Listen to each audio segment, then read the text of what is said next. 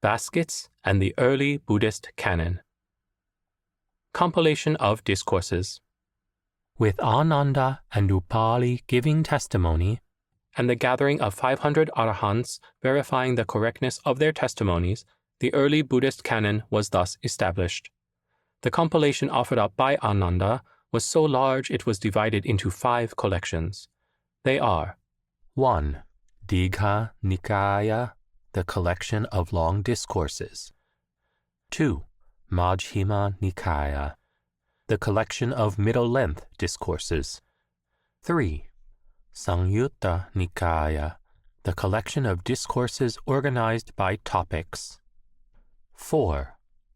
Anguttara Nikaya, the increase by one collection. See below. 5.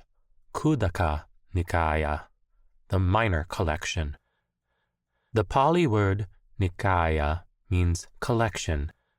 Since the names of all 5 collections ends with the word Nikaya, this entire compilation is commonly known in English as the Nikayas. Each discourse is called a sutta, literally thread. For that reason, the Nikayas are also often known colloquially as the suttas. The Increase by One collection contains 11 books, each named after an increasing number. It starts with the Book of Ones, followed by the Book of Twos, and so on. The Book of Ones contains discourses where the Buddha says the equivalent of, "There is one of." For example, this discourse: Monks, I do not see even one other thing that when developed leads to such great good as the mind. A developed mind leads to great good. The Book of Fours includes, for example, a discourse on 4 kinds of verbal misconduct. The Book of 5 includes discourses on the 5 powers of a trainee, and the Book of Sevens includes a discourse on the 7 underlying tendencies, and so on. Unsurprisingly, the length of the discourses in this collection varies very wildly. The Book of Ones has many discourses that are only 1 or 2 sentences long. The example above is actually an entire discourse, while the Book of Elevens has very long discourses. So if you are a Buddhist teacher and you commit your students to reading 1 sutta a day before they can play, know that there's a loophole to be exploited somewhere. The Khuddaka Nikaya, minor collection, is really the miscellaneous bin, containing all the books that do not fit nicely into the 4 main Nikayas.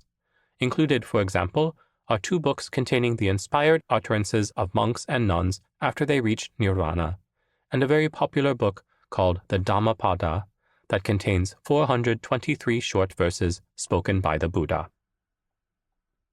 Compilation of Monastic Rules.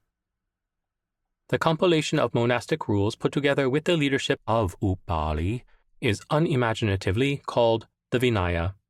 Today, there is some variation between the Vinayas of different schools of Buddhism, but if you take the conservative Theravada school as an example, the Theravadin Vinaya contains 227 rules for monks and 311 for nuns. The Vinayas from other schools contain a comparable number of rules. The rules range from the essential, for example, a monk shall not take life, to the trivial, for example, a monk shall not tickle another. The best thing about the Vinaya for me is the stories. It contains stories explaining how each rule came into being, including that jaw-dropping account of the flying monk we talked about in Chapter 13.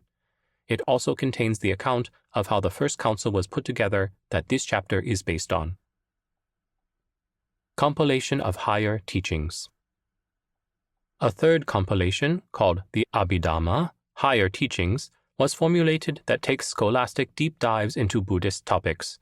Tradition claims that this was composed by the Buddha himself in heaven, where he went regularly to teach his mother, Mahamaya. When he came back to earth, he reported it to Sariputta, who then systematized it. Historians claim that it was composed by anonymous monks some years after the first council. Together, the Nikayas, the Vinaya, and the Abhidhamma form what is known as the Tipiṭaka, which literally means the 3 baskets. The Nikayas are known as the Sutta Piṭaka, basket of discourses, and the other 2 are known as the Vinaya Piṭaka and Abhidhamma Tipiṭaka, the meaning of which is an exercise left to the reader. The version of the Tipiṭaka that we have today was preserved by the Theravada school of Buddhism in a language known as Pali. Pali is an ancient Indian dialect related to Sanskrit, and the Buddha probably spoke a number of northeastern Indian dialects related to Pali. This version is known as the Pali Canon. It is the most complete early Buddhist canon in existence today.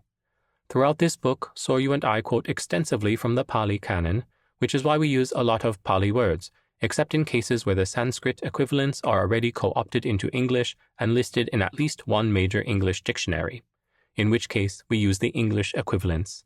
For example, we use the Sanskrit/English dharma and nirvana instead of the Pali dhamma and nibbana.